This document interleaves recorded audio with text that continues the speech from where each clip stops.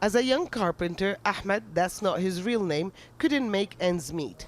So it was difficult to turn down the chance to make some quick money when the opportunity presented itself.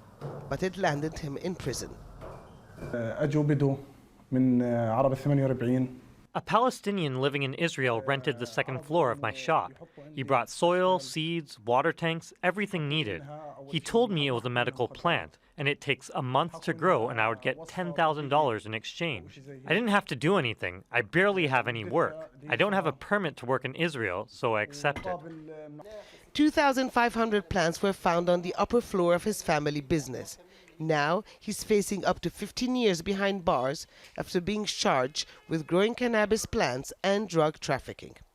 Police say that illegal crop plantations have been spreading across the occupied West Bank ever since it became more difficult to import the drugs through the Sinai.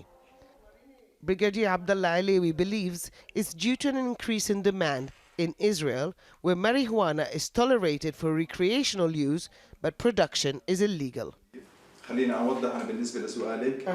Let me explain. Over the past 4 or 5 years, there's been this trend to plant drugs like this in the West Bank, especially synthetic cannabis, known as hydro.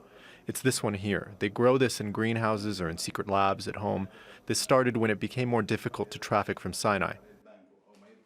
Drug raids were stepped up by 30% in the occupied West Bank last year. About 33,000 plants were seized. That's with an estimated market value of $7 million.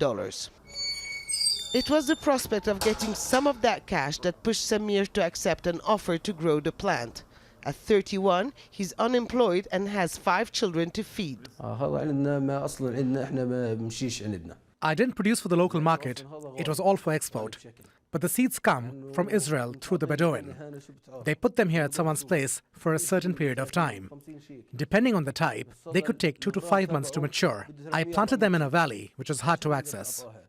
Authorities suspect there are many more marijuana fields out there, but most would be in the so-called Area C, which represents about 60% of the West Bank. But Palestinian police are not allowed to operate there without prior consent from Israel, making it more likely that illegal drug production will continue to increase as the economic situation among Palestinians continues to deteriorate. Hoda Abdel-Hamid, Al Jazeera, in the occupied West Bank.